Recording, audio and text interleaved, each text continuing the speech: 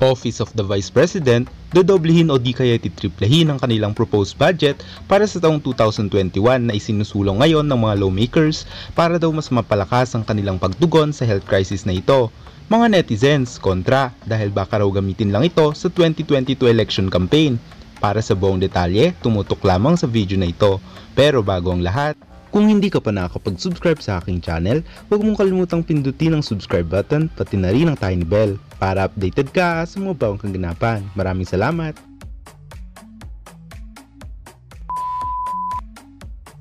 Sa House Committee on Appropriations deliberation para sa proposed budget ng Office of the Vice President sa taong 2021, sinabi ni Vice President Leni Robredo na binawasan daw ng Department of Budget and Management o DBM ang kanilang original na iminumungkahing budget para sa 2021 na 720 million pesos.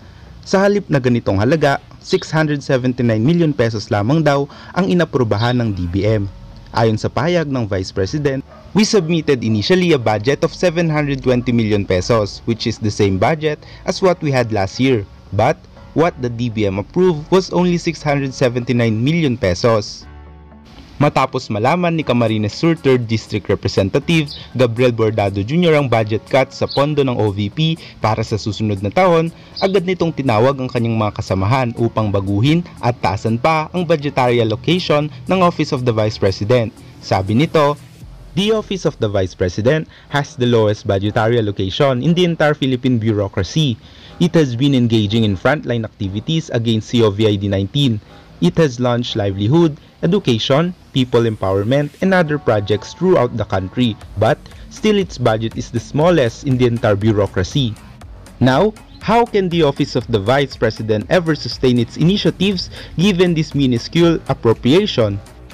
Sagot naman ni Vice President sa pahayag na ito ni Camarines Sur 3rd District Representative Bordado Jr., hindi naman daw ang hadlang ang maliit na budget dahil kung anong meron daw sila, iyon ang kanilang ginagamit sa kanilang mga programang ginagawa. Pero, mas mainam daw sana kung madadagdagan ang kanilang pondo para mas marami raw silang magawa at matulungang Pilipino.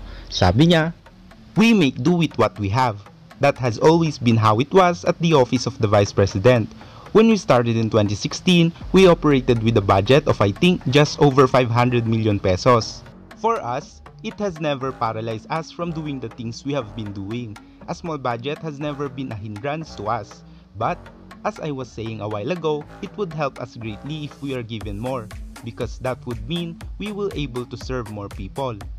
Most of the funds we get are really allocated to direct assistance, whether it be medical, whether it be assistance to communities, or assistance to livelihood for individuals and groups. Most of the funds we get, we really allocate them directly to communities. Sinangayunan din ni Cagayan de Oro 2nd District Representative Rufus Rodriguez ang pagbabalik sa orihinal na proposed budget ng Office of the Vice President sa 2021. Sabi niya, we should restore the budget of the Vice President by 41 million pesos to make it back to 720 million pesos.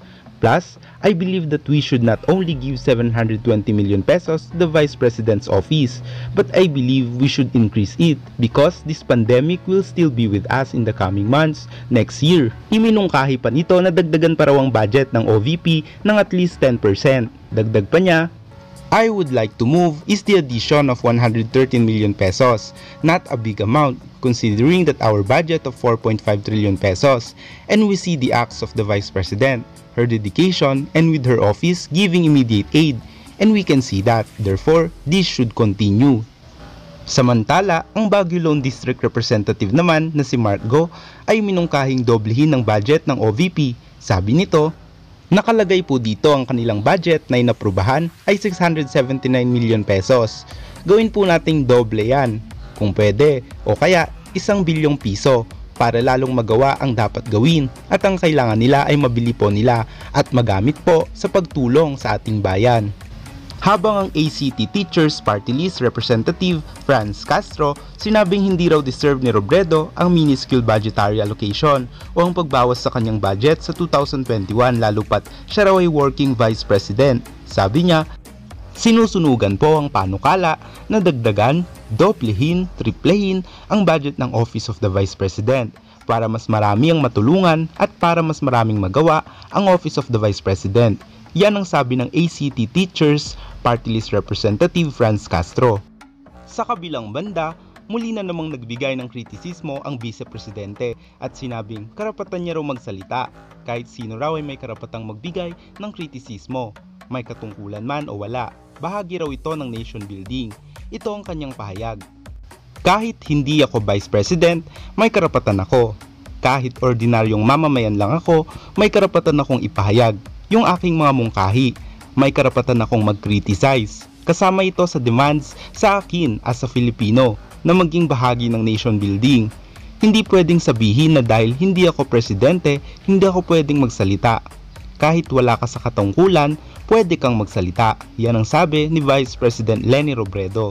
Para sa akin, bago dapat sila magdesisyon, sana ay busisiin muna nila ang umano'y anomalyang nakita sa mga expenses ng Office of the Vice President na nabisto ng isang accounting expert.